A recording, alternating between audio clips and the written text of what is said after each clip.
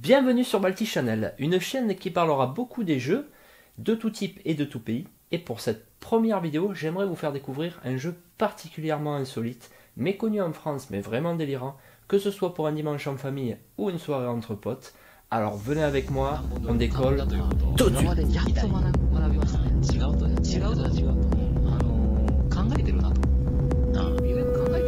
Ah, le Japon. C'est sushi, c'est manga, c'est ninja, c'est geisha, c'est origami, c'est samouraï, c'est bonsaï, mais aussi... Le Kamizumo! Oui, le Kamizumo, autrement dit le sumo de papier. C'est un jeu très simple, 2 figurines de papier dans un cercle qui remuent et sautillent dans tous les sens en réponse au tapotement des doigts des deux joueurs. La première figurine qui tombe ou qui dépasse du cercle a perdu. Quand je vous disais que c'était simple, un vrai jeu d'enfant.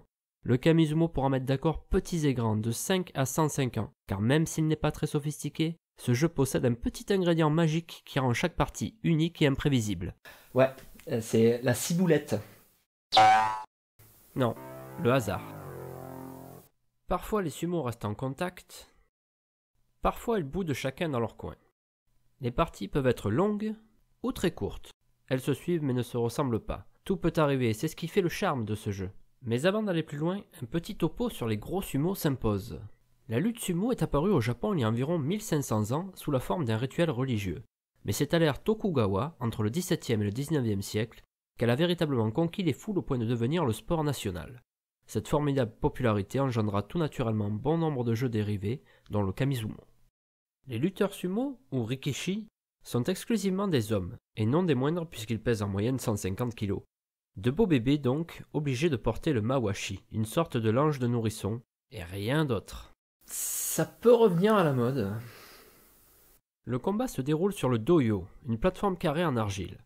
Un cercle sacré y est délimité par des bottes de paille de riz, et 2 traits blancs indiquent la position de départ des lutteurs. On retrouve évidemment tous ces éléments dans le Kamizumo. En guise de cérémonie d'ouverture, les meilleurs rikishi du tournoi se présentent autour du cercle sacré. Cela permet d'une part de vérifier la solidité de l'arène,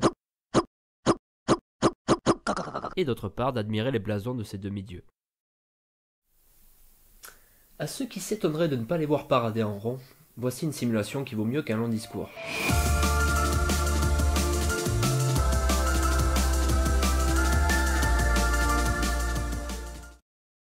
Viennent ensuite les préliminaires.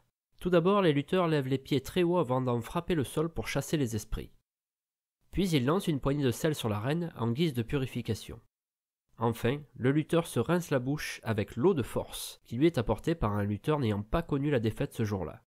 Vous pouvez reproduire ce rituel au Kamizumo. Shiko! Kiyome no shio! Chikaramizu! Mais curieusement, ça ne rend pas pareil. Le combat commence enfin lorsque l'arbitre retourne son éventail. À ce signal, les 2 lutteurs doivent toucher le sol de leurs mains et s'élancer l'un contre l'autre. Ce premier contact entre les 2 mastodontes peut être très violent. Je vous laisse deviner comment il s'appelle.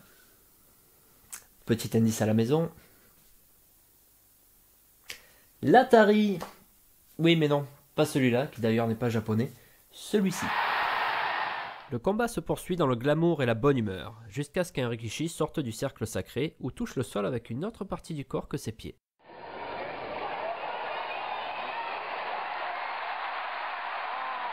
Et c'est pareil au Kamizumo. Si la figurine de notre adversaire tombe ou si elle franchit le cercle, c'est gagné. Sauf que là, il n'est pas nécessaire de le faire nous-mêmes tomber ou sortir. Ni d'ailleurs de lui faire des choses bizarres. Bien sûr, on ne peut diriger notre sumo de papier comme une voiture radiocommandée. Votre tapotement et celui des doigts adverses vont créer d'innombrables ondes de choc, des vibrations tantôt s'amplifiant, tantôt se compensant, bref, une véritable cacophonie sismique dont le résultat ne peut être prédit. La théorie du chaos dans toute sa splendeur. Non mais, rien ne vous interdit de jouer au fin stratège, c'est écrit nulle part. Vous êtes le boss of your life.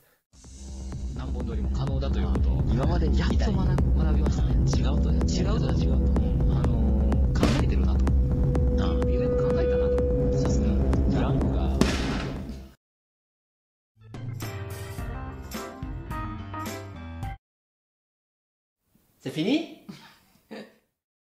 Le Kamizumo repose donc principalement sur la chance, mais si la partie devient spectaculaire, on finit toujours par se prendre au jeu. Personne n'est à l'abri d'un éclat de rire, ni le grand-père, ni le petit-fils. Et notez que c'est encore plus drôle si chacun personnalise son propre sumo. Idéal entre les repas de famille, le Kamizumo se révèle également parfait dans le rôle d'un jeu à boire. Alors faites-le découvrir à vos amis, organisez un tournoi pour changer un peu de la pétanque ou de la belote. Dans ma prochaine vidéo, je vous montrerai comment réaliser votre propre Kamizumo, avec notamment toutes les planches de figurines prêtes à imprimer. En attendant, si cette vidéo vous a plu, poucez bleu, n'hésitez pas à laisser un commentaire, et à plus!